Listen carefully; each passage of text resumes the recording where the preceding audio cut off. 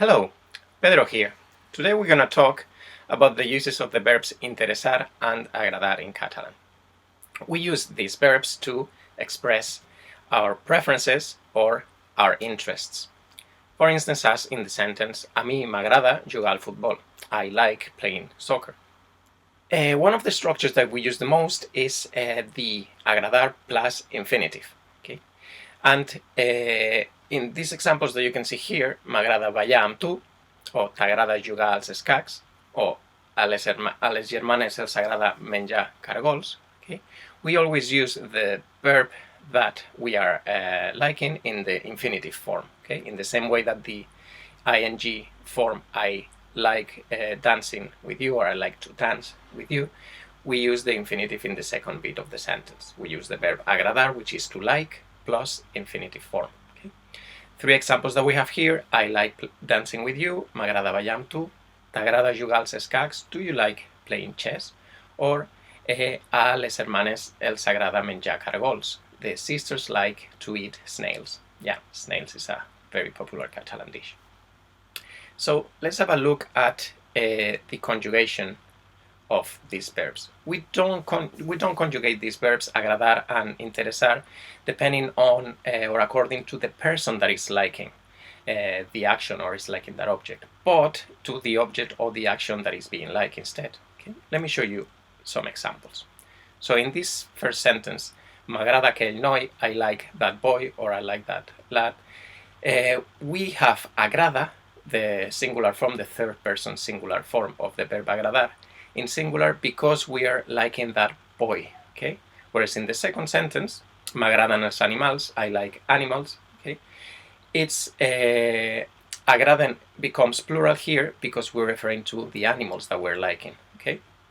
If you have a look at that, both first and second sentence, the present or the subject is me, myself, m'agrada, I like. Okay? So the difference there in the use of agrada versus agraden is basically determined by the object that we are liking. Okay?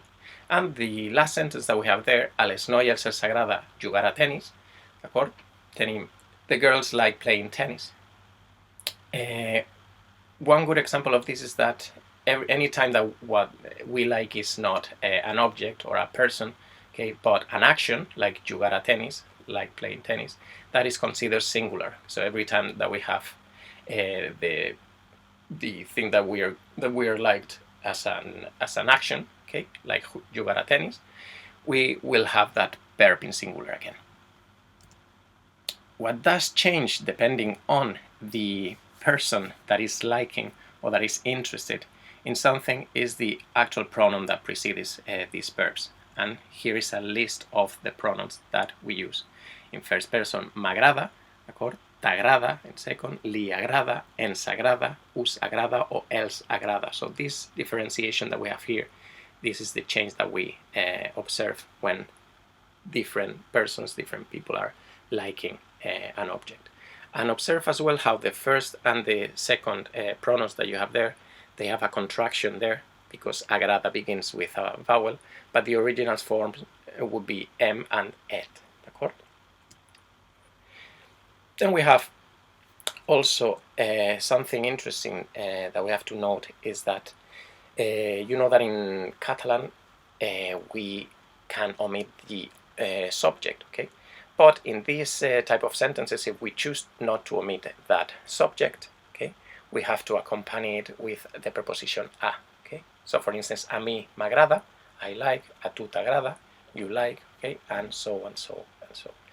The important thing that you have to take into account when using these verbs, if you note the changing color that I have there, the different columns, is that you can either use the second part of the of that expression, m'agrada, or you can use the whole thing, a mí m'agrada. But we cannot use something of the likes of mí m'agrada or yo m'agrada.